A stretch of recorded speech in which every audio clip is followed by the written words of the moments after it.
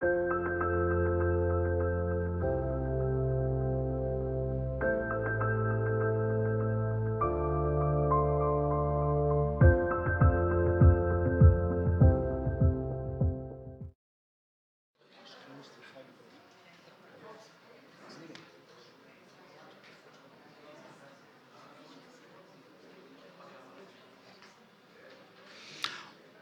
dia, boa tarde, boa noite. Voltamos na Astrológica 2022, 22º encontro de astrologia de modo híbrido, direto do auditório do Mundo Pensante. Para quem está ao vivo, em casa, olhos olhando, bom dia, boa tarde, boa noite. E quem está aqui, boa tarde. Boa tarde. Muito obrigado. Então, vamos dar continuidade à nossa astrológica, né? Nossa terceira sala. As astrologias e suas histórias. Eu trago aqui João Henrique Bianco, obrigado, João, mais uma vez. Rodrigo Reis, professores da GAE de mitologia e de história da astrologia também. As astrologias e suas histórias. A história da astrologia parece estar à margem da história oficial, mas sempre esteve presente em muitos campos do conhecimento. Entretanto, em muitos momentos ela foi execrada, condenada, mal falada, mas nunca esquecida. Então, hoje é o nosso bate-papo sobre essas questões das astrologias e suas histórias. Tem uma coisa, uma vez eu comentei com o João, né? Quando a gente estuda história, no colegial, ou onde for, ou você vê em textos, livros e outras questões quaisquer, parece que nunca existiu astrologia. Parece que ela desapareceu e apareceu agora nas mídias, no TikTok. Parece que nunca existiu em lugar nenhum. O que aconteceu com essa astrologia, que ela nunca se viu falar de filósofos, e nenhum pensador até então, livros de antropologia, nada. O que aconteceu com a astrologia, afinal de contas, que ela sumiu? É assim, a questão da astrologia é complicada, nesse sentido. Quando a gente vai para os livros técnicos, para a história, para a antropologia, houve uma mudança muito radical com relação ao conhecimento depois do iluminismo. Eu falo que isso é culpa do iluminismo, né? Então, ali, século XVII, século XVIII, nesse período, houve uma... Eu acho que piorou essa coisa que execrou mesmo a astrologia enquanto arte, enquanto conhecimento. E aí ficou muito com a ideia da astronomia. Então, quando você vai estudar história no ensino médio, no fundamental, você vai ver nos livros lá. Não, porque os sacerdotes da Mesopotâmia antiga eram astrônomos. Porque realmente a academia, a universidade, ela não é um espaço que abre, né, o espaço para a astrologia. O que é, acho que um grande problema, né? Nem discussão se abre nesse sentido. E isso ficou bem ruim com relação ao conhecimento astrológico. Só que aí, por outro lado, eu acho engraçado, porque eu conversando com pessoas da USP, por exemplo, e falando, né, da questão astrológica, isso é bobagem, isso é superstição, ficou no campo da superstição, né? Isso é magia, o povo nem sabe o que é, na verdade. Mas aí eu perguntei para algumas pessoas da universidade. Eu falei, nossa, mas assim, você não conhece nada então de astrologia? Não, meu signo é tal, meu ascendente é tal, minha lua é tal. Eu falei, entendi. E onde é que você descobriu isso, né? Foi no astrólogo? Não, a gente vai vendo na internet. Então, que é um problema às vezes também, né? Mas, enfim, eu acho que é por isso. Chegou um momento no desenvolvimento do conhecimento humano que privilegiou-se a questão da ciência. E a astrologia não é vista como... Não era, né, vista... Não é vista como ciência. É um conhecimento que é supersticioso, né? É quase uma confusão com o conhecimento do sagrado, por exemplo. É quase uma coisa assim, não, isso é magia, é mística, é esoterismo, é superstição, mas não se trata como conhecimento. Eu acho que isso um pouco, eu acredito que seja um pouco, pela história, pelo fluxo da história, eu acredito que seja um pouco assim, culpa do iluminismo, do período iluminista. Porque antes disso, A gente tinha a astrologia como arte, como conhecimento válido, principalmente durante o período do Renascimento, né? Nesse sentido. Embora eu falo que a astrologia ela passa por muitas sistematizações no processo da história. E várias sistematizações. E ela foi sendo vista de forma diferente com o tempo, mas o conhecimento astrológico permaneceu. Ele surge lá, a primeira sistematização ainda ligada ao sagrado, Depois essa outra sistematização, isso lá na Mesopotâmia, Egito, depois a coisa foi mudando. E na Grécia, eu acho que ocorreu uma nova grande sistematização, mas principalmente no período helênico, né, no helenismo. Eu acho que as grandes sistematizações astrológicas elas se desenvolvem ali no período greco-helênico. E esse conhecimento permanece na Idade Média.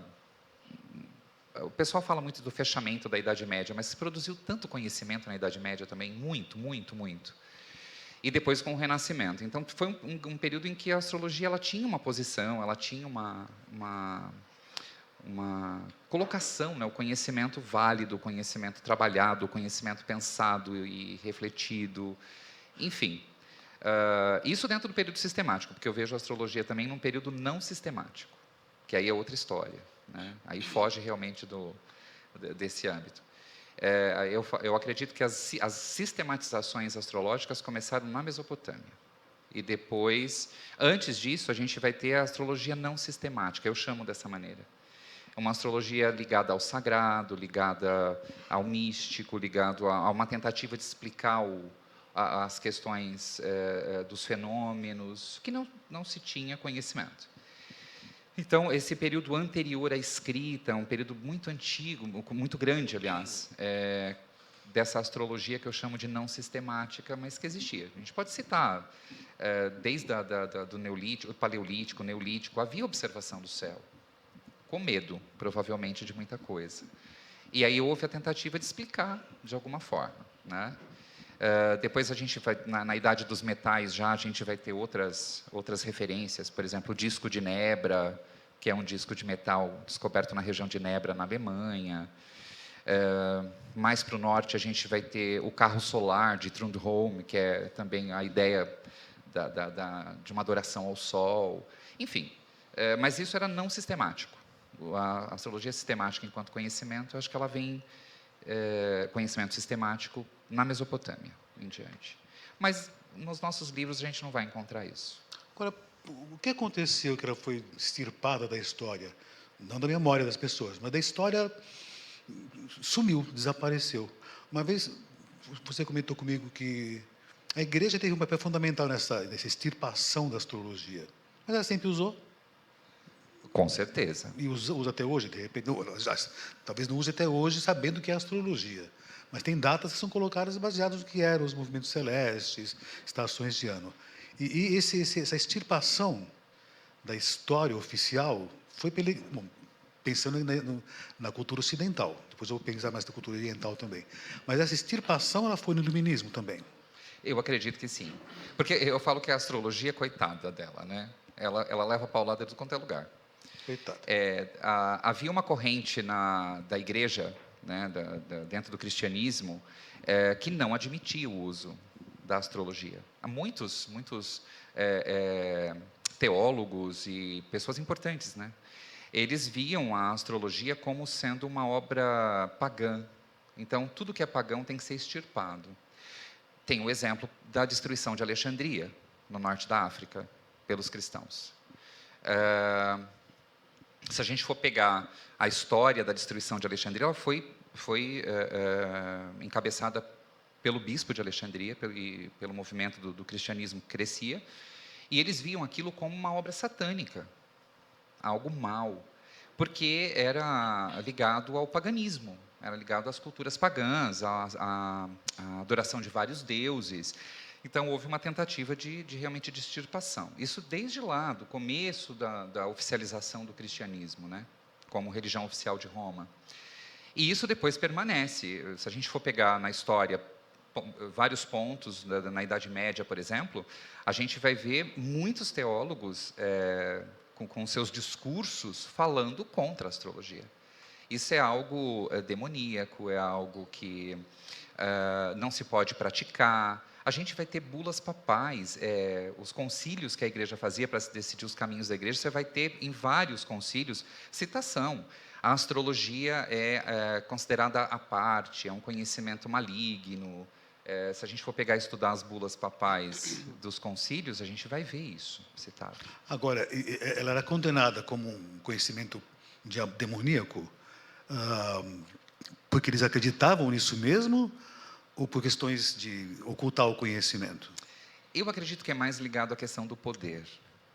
Gente, o poder é um caso sério, né? Essa história de ter o poder, né? Então, muito conhecimento foi ocultado, porque havia tentativa de controle, né? Você quer controlar uma população, um grupo, você tire o conhecimento desse grupo. Não permita que esse grupo conheça, aprenda. Já ouvi falar sobre isso, já. Né? Então, então, é só tirar o conhecimento. Não invista em educação. Já ouvi falar sobre isso também. Então, e com relação à igreja, também não eram todas as pessoas, não eram todos os grupos, mas o grupo que conseguiu ascender ao poder, né, tendo o poder na mão, eles começam a retirar a possibilidade de conhecer. Então, se eu tenho uma população ignorante, é mais fácil de eu controlar. Então, o velho discurso que a gente, estudando história medieval, a gente vê muito. Nesta vida você veio como pecador, você veio, né, você sofre nessa vida, mas você terá o reino dos céus. Essa era uma constante, né? É lógico, gente, a maior parte da população medieval europeia era tudo lascada, né? Já ouvi falar disso também. A minoria tinha condições. Então, se é uma população que tem que ser controlada, retire o conhecimento dela. Se ela sem conhecimento. E a astrologia é um conhecimento valiosíssimo, porque a gente consegue acessar um monte de coisas com os estudos astrológicos, e a população poderia ter esse acesso, ascenderia no sentido do conhecimento, mas os poderosos teriam seu poder questionado. Então, para não ter o poder questionado, a gente tira o conhecimento. E aí é demoníaco. Isso no caso da igreja. Mas a ciência também. Eu falo que a ciência também demonizou a astrologia. De uma outra maneira, mas demonizou. Né? No sentido de ser um conhecimento que não se podia colocar no gráfico cartesiano. Né? O que o Júpiter lá no céu ele tem a ver comigo aqui na Terra? Como é que eu ponho isso no plano cartesiano do iluminismo? Não tem como fazer uma ligação dessa. Para a ciência não existe. Eu não consigo ter. São ondas eletromagnéticas, é o quê? É a radiação. E a ciência, então, ela não conseguindo ter essa percepção, ela falou: bom, então vamos tirar. Melhor tirar, dá menos problema. Mas né? continuava usando esse conhecimento. Claro, continua. Inclusive a igreja usou muito a astrologia, quando a gente fala da religião. Muito. A gente vê muitas correspondências, muitas e muitas, né? Muito. É muita coisa. E a questão dessa influência astrológica na igreja, a gente consegue ver em muitos lugares, até hoje. A gente vai lá no Mosteiro de São Bento. O Mosteiro de São Bento aqui no centro de São Paulo.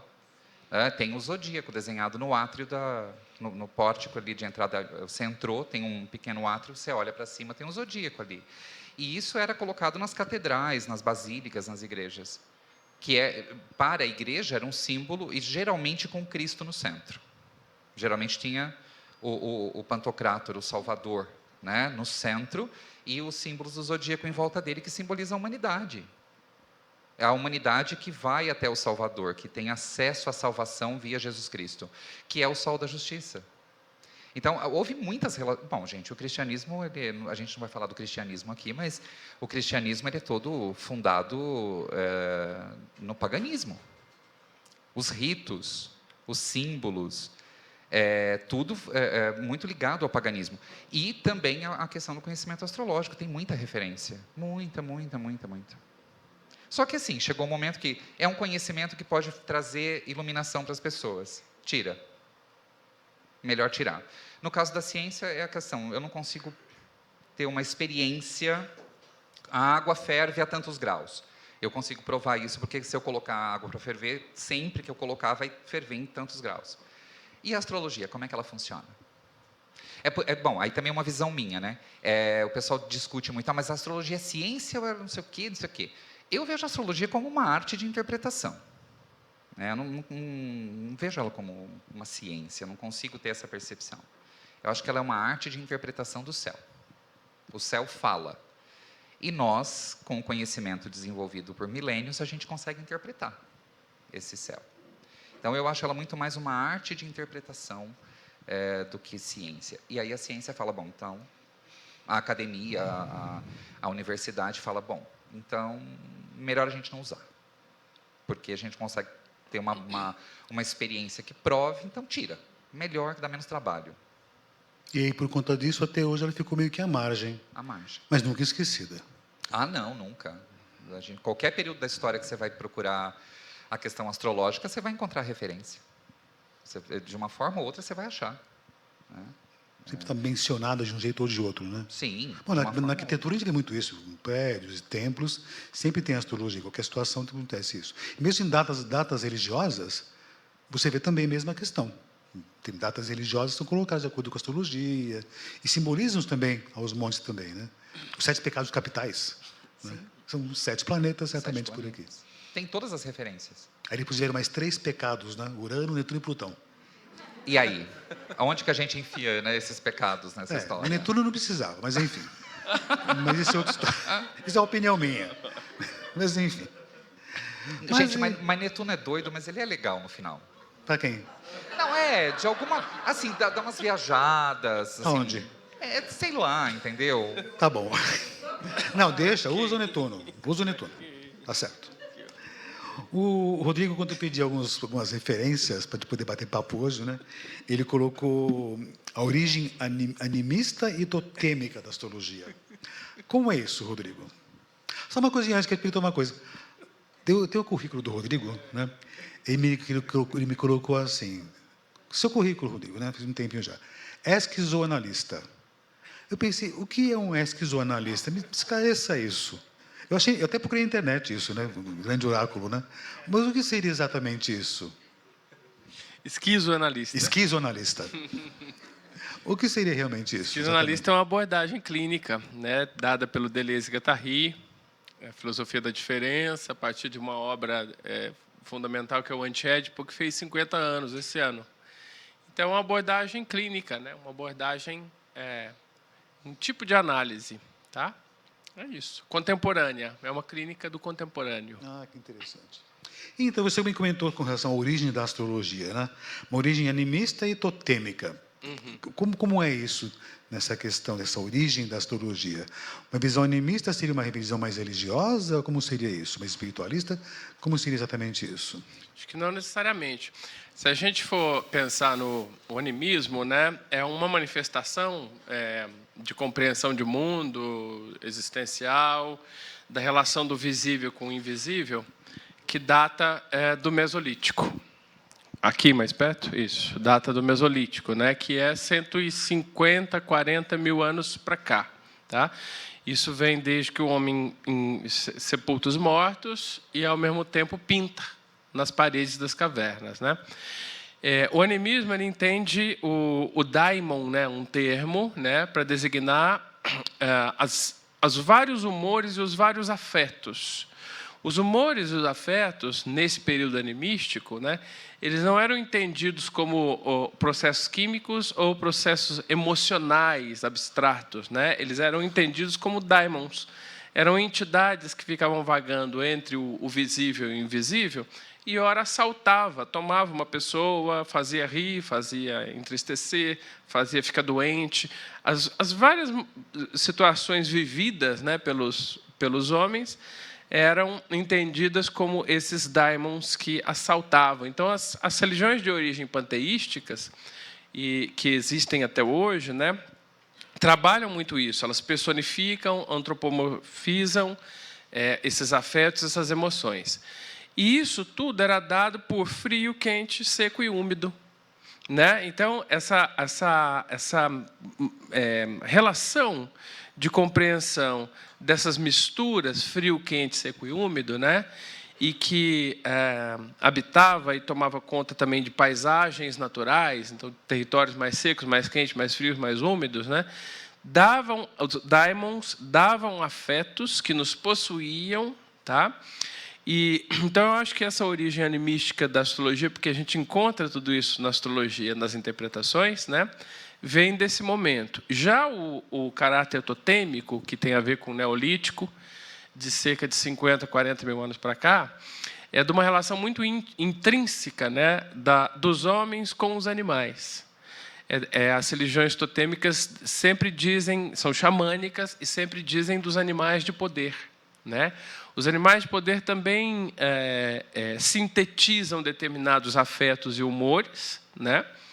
E trazem determinadas forças com seus atributos, suas virtudes, seus modos de ser, de viver e de se relacionar, né?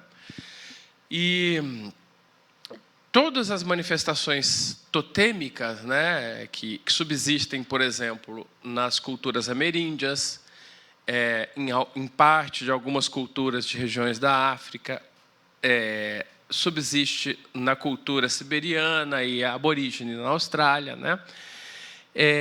Dessa relação ética, né, dessa relação virtuosa de homem-animal, né, que vai dar uma série de características depois onde se vê os animais em tudo. Mas não só os animais de modo concreto, mas os animais enquanto forças invisíveis e quanto símbolos, né? Carregados e portadores de uma força simbólica e virtual. Os animais foram tão importantes, né, para a constituição das civilizações humanas que eles são projetados no céu. Ao se ver o céu, você define ali o zoodiakos, né, que é a roda dos animais, né? Então, a astrologia, no mundo antigo, já nessa fase civilizatória e patriarcal, né, muito definida na mitologia grega pelo período de Saturno, Cronos, e em seguida na Era Olímpica, né, ela vem trazendo todos esses atributos animísticos e totêmicos que a gente vai entender organizados dentro de um sistema que a gente vai chamar de panteísmo, né? Deuses e deusas são todas as coisas e nos habitam também. E o corpo de deuses e deusas são as paisagens naturais, né? Coisa que é lindamente retomada por Spinoza, por exemplo, no século XVIII, né?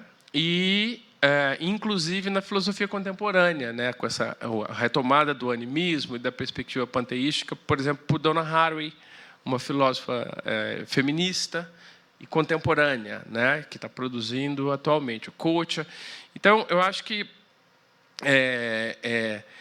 quando a gente mergulha um pouquinho nesse caráter animístico e totêmico, né, que dá origem aos vários sistemas de conhecimento, né, como é a astrologia, eu acho que a gente entende a astrologia com um outro cerne, porque à medida que ela vai ganhando a escrita, né, e esses séculos, ela vai se abstraindo em sistema muito simbólico, né, só que ela é totalmente corporificada a partir do momento que a gente encontra essas relações.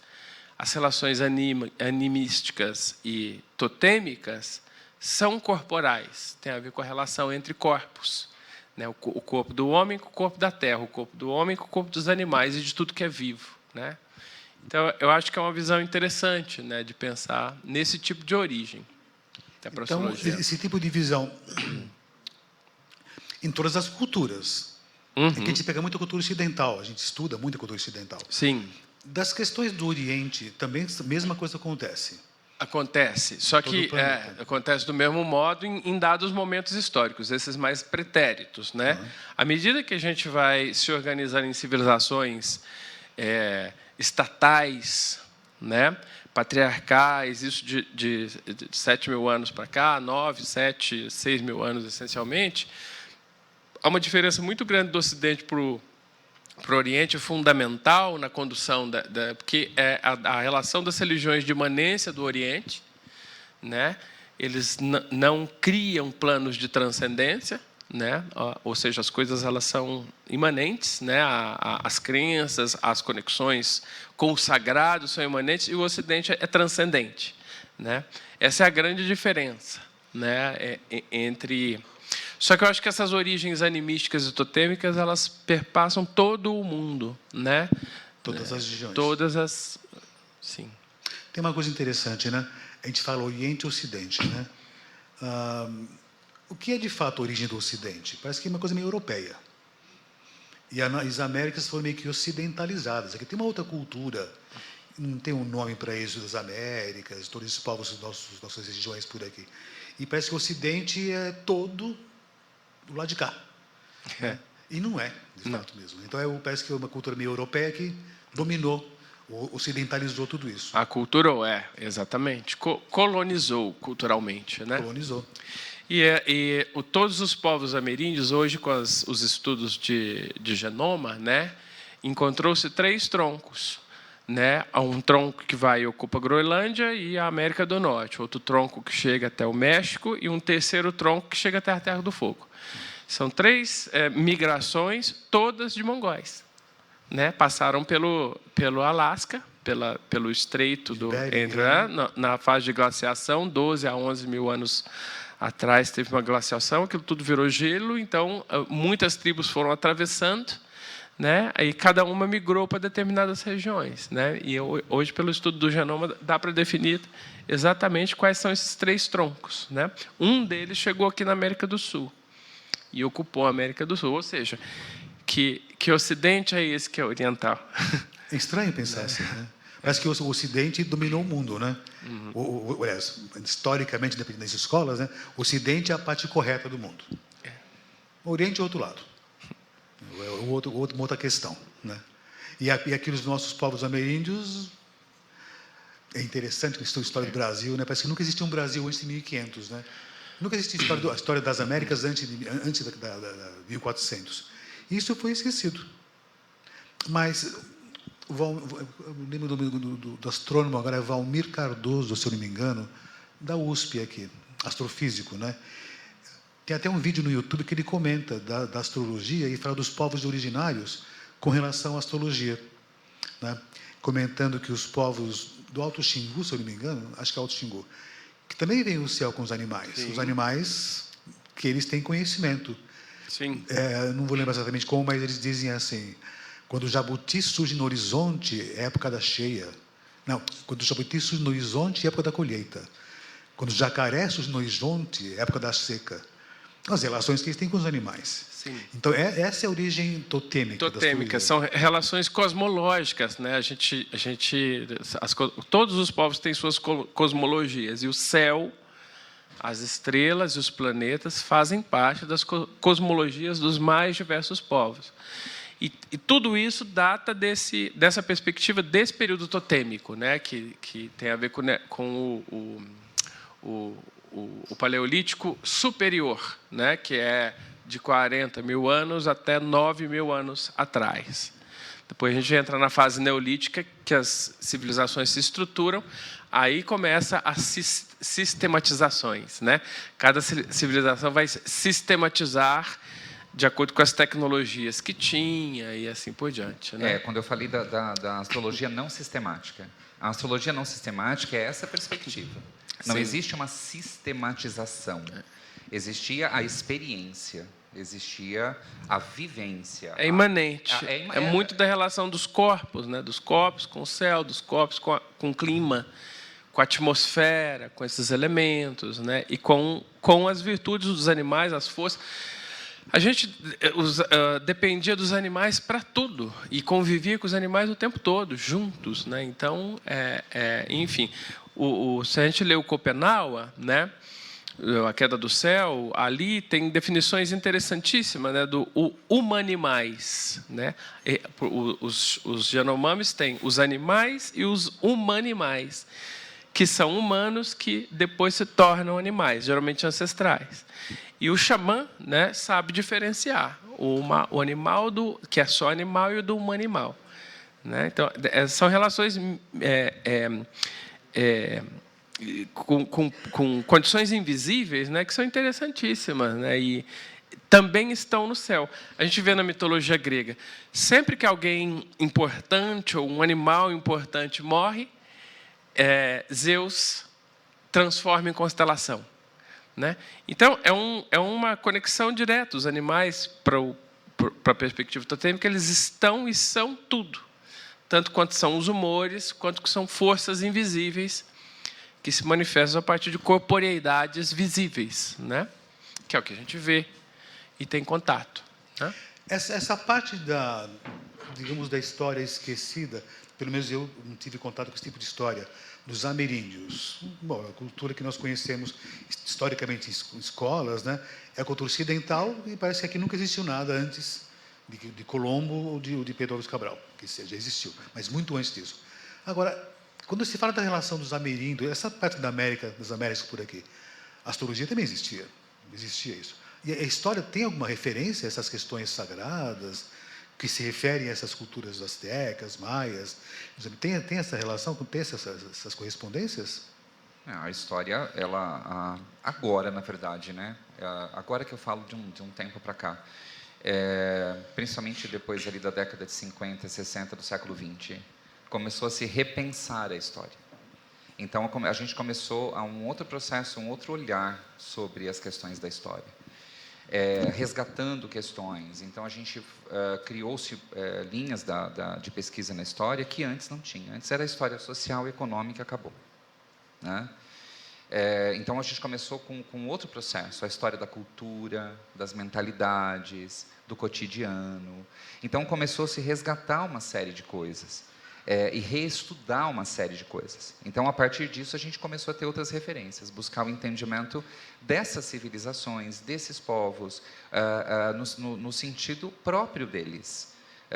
E aí você vai encontrar referências. Aí sim que eu falo também que é essa astrologia não sistemática. É uma astrologia feita a partir desse sagrado, muitas vezes, da experiência, do medo, também, claro, né, da admiração, né, diante de questões.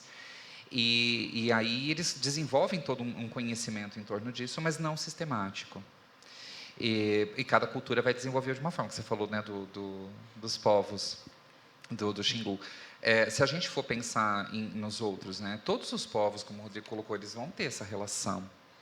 Então, você vai estudar a história inca, por exemplo, isso para falar dessas civilizações maiores, né? Os incas, os astecas, os maias, você vai encontrar essas relações. Mas se você vem para o Brasil, você vai encontrar civilizações no Brasil que agora estão sendo redescobertas por conta dessas pesquisas da arqueologia e dessa revisão, né, na questão histórica. Você vai encontrar civilizações que tinham um grande conhecimento, um vasto conhecimento do céu e dessas relações com a Terra.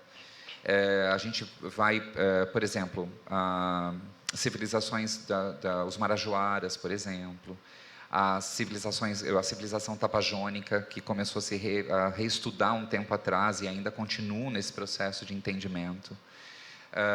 E com os outros grupos, a gente vai ter desde os grupos menores aqui no Brasil, a esses mais um pouco maiores, um pouco mais robustos. Mas todos tinham essa relação com o céu. A gente vai ter esse desenvolvimento do conhecimento no sentido astrológico, porque eu vejo a astrologia ainda como a interpretação, a arte interpretativa do céu. Mesmo ela não sistemática, interpretava-se o céu. Encontrava-se as referências na Terra. A vida era direcionada por essas questões também.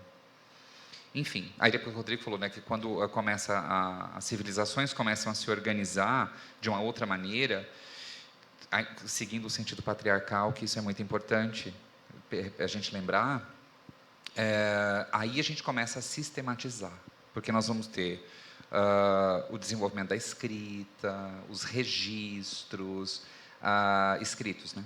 Os registros anteriores são registros das pinturas rupestres, dos monólitos, os megálitos, os objetos que se encontram já de metal, né, no período dos metais. São objetos, é uma cultura material que nós interpretamos a partir dela a história. Diferente da escrita, que a gente vai ver o registro, né, e ler, enfim, interpretar ou questionar. Tem algo interessante que tem a ver com tudo que a gente está falando, né? Que é a origem da astronomia e astrologia na mitologia grega, né? E isso dá umas pistas para a gente problematizar uma série de coisas, sobretudo uma visão contemporânea da astrologia, né? Uma possível visão contemporânea, sendo que o contemporâneo tem relação com múltiplas visões, né? Nunca é uma visão única, universal, fechada. Mas quando o homem, na mitologia grega, povoou a Terra, ele era muito bárbaro. Então, era um período de barbárie. E Zeus, então, já na era olímpica, vai se relacionar com Mnemosina, que é a memória do universo. Tá? E era uma titânida. Né? A Mnemosina é filha de Urano e Gaia. Então, era uma entidade patriarcal anterior à era olímpica. Como uma tia dele. E dessa relação que ele tem com Mnemosina nascem as 9 musas. Tá? E as musas são as técnicas, né? São as técnicas, as 9 técnicas. É interessante entender o sentido da palavra técnica, axiomático, inclusive, né? Porque técnica tem a ver com fazer disciplinar. A técnica é uma prática, ela é um fazer. Né? Óbvio que tem conhecimento atrelado à prática, mas não necessariamente pode se respaldar por uma teoria, mas não é necessário, porque a prática se faz. Né? Então, a música, a poesia, o teatro, a dança, eram essas, a escrita, né? Eram essas musas. Né? E a musa mais nova, chamada Ofpavia, Urânia. Era Urânia, aqui no português. Tá? Urânia era a celestial, tinha uma roupa azul, tinha uma tiara com estrelas. Né? E é interessante essa coisa na mitologia, que sempre o mais novo contém tudo que veio antes. Isso é básico em mitologia. E traz um novo. Né? E ela era a 9ª musa. Então, ela era a musa da astronomia e da astrologia, mas também da matemática. Porque, para chegar nesses lugares, você tinha que se utilizar da matemática. Olha que interessante. Né? Do casamento, então, com o Estado grego, Zeus, o poder máximo, com a memória do universo, que é aquilo que guarda as informações repetidas, disciplinadas, né? Você tem, então, as 9 musas. Tá? A Urânia, ela vai ter relação posterior com Apolo, o deus da cultura, da beleza e da arte. Com Apolo, ela tem 2 filhos, Lino e Orfeu. Orfeu era um cantor maravilhoso e Lino um citarista. Né? Ele tocava a cítara. E, para compor as cordas da cítara, né, que era feita com casco de tartaruga e tripas de boi, como a maioria dos instrumentos de cordas até a industrialização eram de tripas, né, tratadas. A matemática do tamanho das cordas tinha que ser meticulosa para criar os tons. Né? Eram só 4 cordas, né? E sempre uma quinta. E olha que interessante, né? A Urânia, com Apolo, traz 2 filhos que são músicos. Né? E a gente vai ver, né, que Homero só cita na Odisseia as 9 musas, mas Hesíodo, na Teogonia, acho que de 54, 78, a parte é que ele vai descrever as 9 musas, né, como as técnicas. Quando Zeus, então, dá as técnicas para os homens fazem coisas muito bonitas, mas também usam para destruir. Né? E foi depois de tanta destruição, a partir das técnicas, que Zeus manda o dilúvio. Ele já tinha rachado o andrógeno no meio, separando, né, as 2 partes. E uma segunda condenação ao homem é o dilúvio, porque ele não aguentava o cheiro de carbono, o cheiro de fumaça e as florestas tudo pegando fogo. Já ouvi falar disso também. Entendeu? Não gostava disso. E o Olimpo ficava fedido, porque eles não conseguiam nem dormir direito, tanto que destruía. Então, aí joga uma água aí e limpa tudo isso, depois a gente começa de novo. Né? Bom, quando a gente entende a Urânia, né, e as 9 musas como técnicas, né, aí a gente eu acho que a gente vai entender que a astronomia e a astrologia como arte. Então, a gente começa a ter uma despretensão, né, de fazer a astrologia ser o que realmente tem potencial para ser e também a gente não fica insistindo que ela seja o que ela não é e nem tem que ser, né? Ciência pressupõe teoria e metodologia, né? Método é a forma de aplicar a teoria, né? E a astrologia, ela não tem... as metodologias, elas surgem com as ciências naturais e exatas no século XVII, na modernidade. A astrologia é muito anterior, é uma história muito mais complexa e longa, né? E a arte contém muita ciência. Toda a arte contém muita ciência, né? Mas não o contrário, né? A ciência é menor do que a arte. Então, a astrologia, eu acho que o valor dela está em ser arte, porque a potencializa, né? E faz ela chegar na macrodimensão, na complexidade que ela tem. E os princípios científicos da astrologia são astronômicos, relacionados à matemática, né? A Urânia, né, ela tinha essa tiara de estrelas, numa mão ela tinha um esquadro, e numa outra mão, esquadro não, compasso, desculpa, na outra mão a Terra. E então ela ficava esquadreando a Terra, o globo, né? E assim elaborando todos esses princípios, que são os princípios das esferas, da matemática, da astronomia, da astrologia e da música, né? Ela é mãe da música, né? Então, eu acho que isso é interessante, né? Uma arte-linguagem, né? Para concluir, de pensar que a astrologia, acho que ela se cabe muito bem e ela é valorizada com tudo que ela tem de melhor, se a gente entendê-la como arte-linguagem, né? Torná-la ciência é reduzi-la. Entendi. Tá? Eu penso por aí. Teve um momento que a astrologia fez parte das 7 artes liberais. Ela foi introduzida no conhecimento corrente, então. Isso foi essa condição? Sim.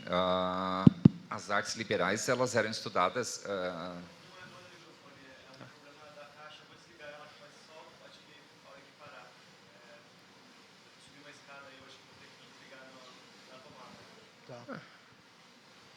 Seguimos aqui. Tá? Não, só estranhei. Então, as 7 artes liberais, o trivium e o quadrivium, né?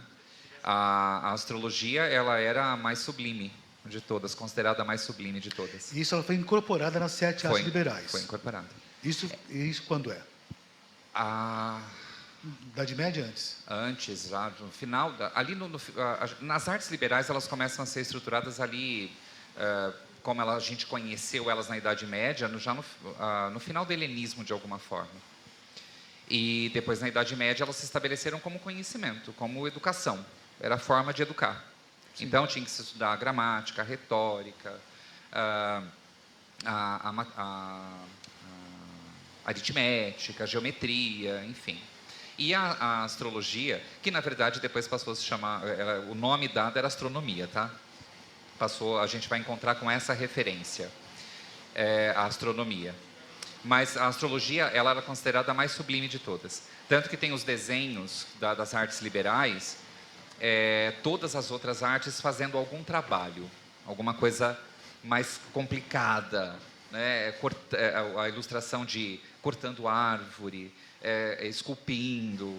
E a astrologia, como a última, era mais sublime. Ela estava numa posição de grande complexidade, mas era o conhecimento mais sublime, mais sutil que alguém poderia alcançar nas artes liberais.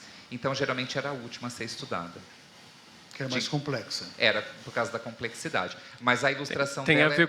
Tem a ver com a última, que contém todas as outras. Contém todas as outras, como a musa. Como a Urânia. Como a Urânia.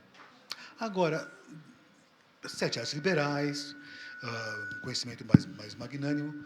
De repente desapareceu tudo isso, sumiu, virou astronomia e não teve mais essa importância tão grande, a astrologia em si. Mas aí é porque o conhecimento ele vai sendo alterado conforme novas questões surgem. Então, a filosofia traz novos questionamentos, as questões vão aparecendo e vai mudando a nomenclatura. Na verdade, não some, né? Elas vão sendo mudadas. Eu vejo muito como uma mudança no fluxo do tempo.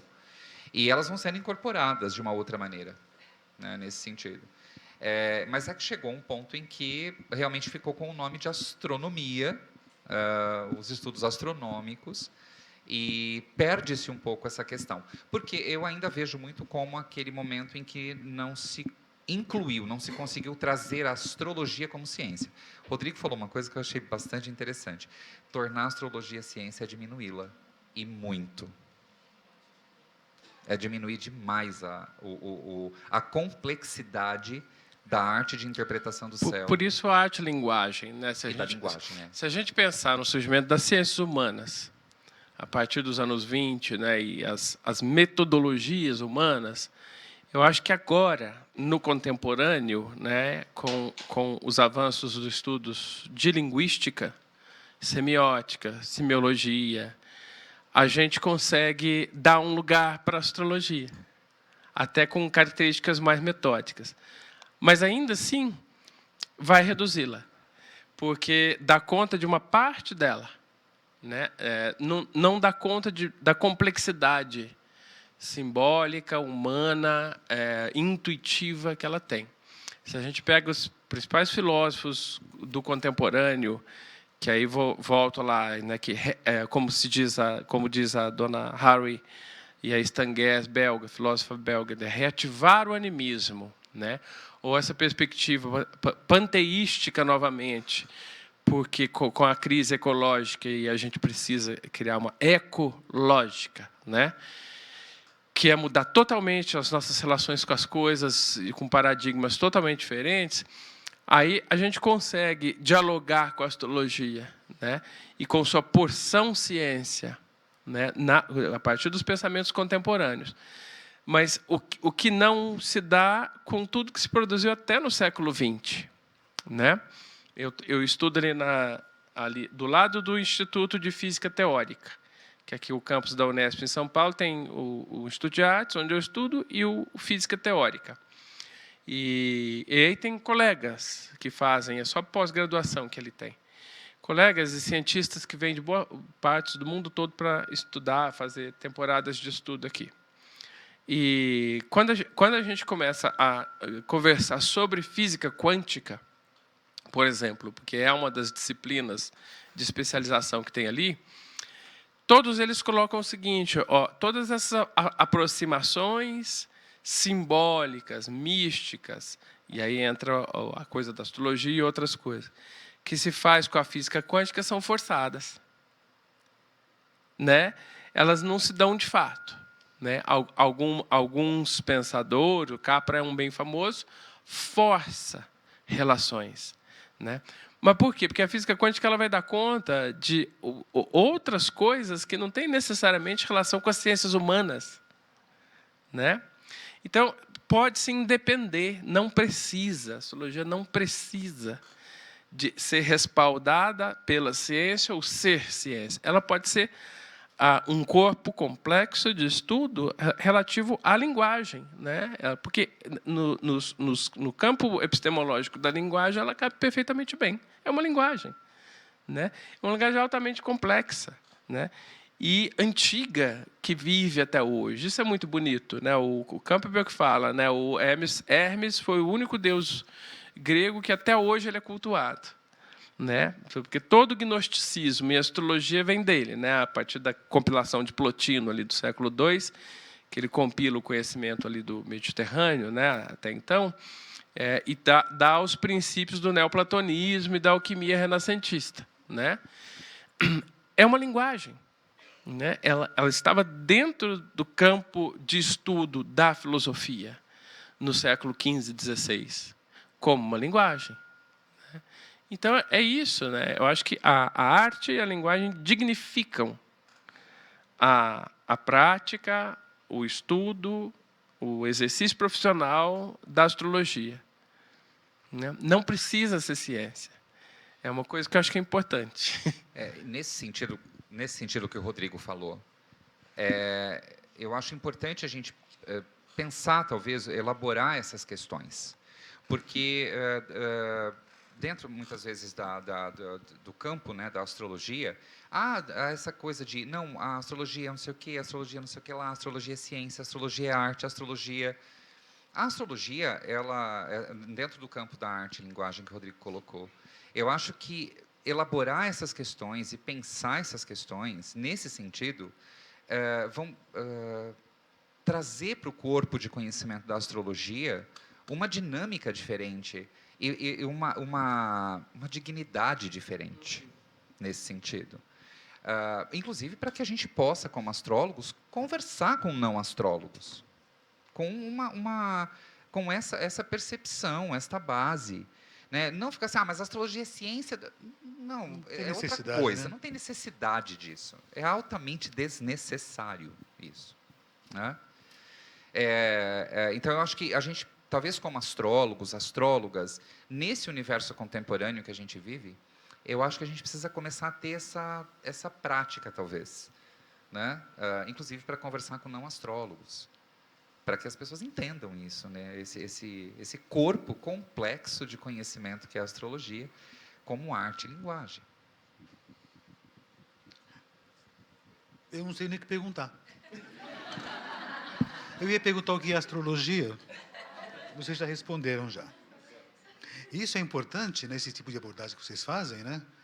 Porque isso pode ajudar muito a astrologia, enquanto arte, ciência, técnica, disciplina ou o que for, a ser reconhecida, ou mais reconhecida. Porque hoje a gente percebe muito que a astrologia, como sempre já aconteceu, vimos na outra sala também, ela sofre muitos impactos, mal falada aos montes. E atualmente, né, você vê essa condição da astrologia muito mal vista, ou muito mal divulgada, porque às vezes não se sabe exatamente o que é a astrologia de fato mesmo. E isso é uma coisa que nós, astrólogos, temos que fazer sempre, discutir o que é a astrologia. Porque eu divulgo astrologia, eu faço astrologia, mas o que nós, todos astrólogos reunidos, entendemos o que é a astrologia, né? Existe aquele debate, é ciência, arte, disciplina, técnica. Crença não é exatamente que não, mas apesar que as pessoas até entendem isso. Você acredita em astrologia? Eu defendia muito isso. Eu acredito, sim. Hoje eu não falo mais, não. Eu não acredito, nunca não acreditei em astrologia. Pensa na música, né? Você acredita na música? Essa pergunta faz sentido? É. E a música é uma arte, né? Que toca os corpos, né? Ela se produz a partir de fenômenos acústicos, físicos, mas é altamente sensível e é uma engenharia matemática absoluta, né? É de uma radicalidade matemática absoluta a música, né? E se respalda tanto pela psicofísica quanto pela física e os estudos de acústica na física e a matemática, né, da qual ela se compõe. Então, ela dialoga com a ciência, ela contém muita ciência, né? Mas você acredita na música?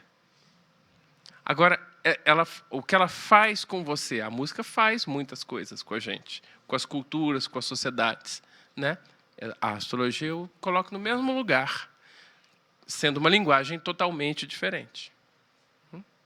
Eu acho que é a questão do impacto. O Rodrigo usou o exemplo da música, né? Ela impacta a gente. A astrologia também. Ela causa um impacto. Ela funda culturas também. Exatamente. Então, por isso que a gente fala que é um corpo de conhecimento extremamente complexo, que tem que ser conversado, que tem que ser dialogado, que tem que ser pensado, que tem que ser refletido, né, nesse sentido. Gente, desculpa. Eu brinco, eu falo que a gente não pode usar o nosso mapa para justificar a péssima pessoa que nós somos. Quem já teve aula comigo já me ouviu falar isso muito. Mas aí a minha lua em Áries, de vez em quando, ela fica muito doida, assim, né? Então, mas quando o Robson falou que a astrologia, às vezes, hoje, no mundo contemporâneo, é mal divulgada, nesse sentido, eu vou concordar.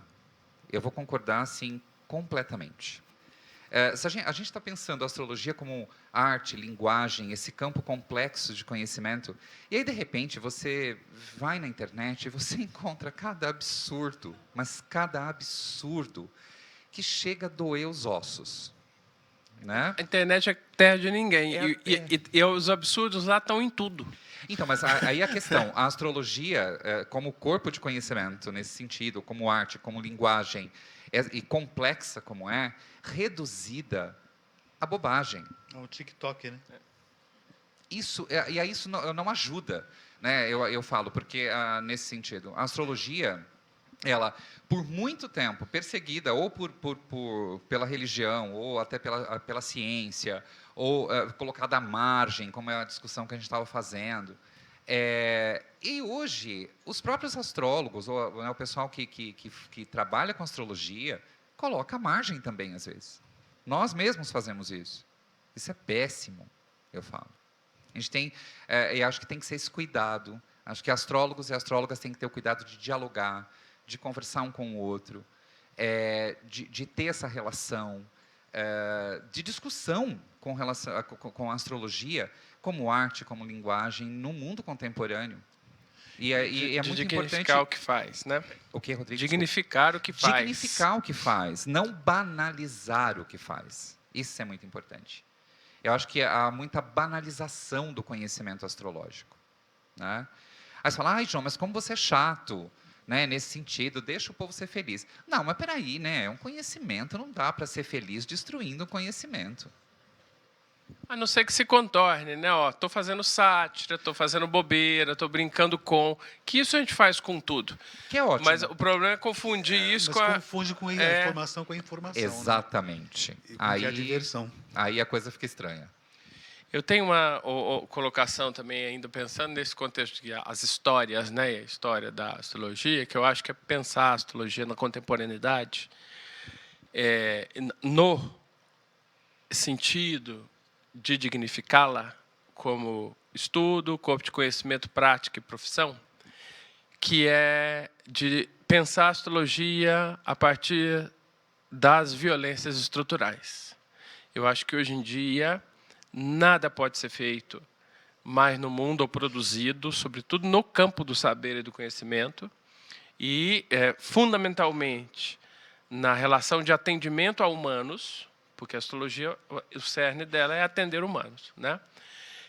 E não dá para não pensar nas violências estruturais na qual a nossa sociedade patriarcal se fundamenta. Porque hoje, tudo que se faz, cada passo que se dá, cada respiração que se dá no campo de produção, é necessário pensar. Né? É necessário pensar sobre classes, é necessário pensar sobre machismo, né?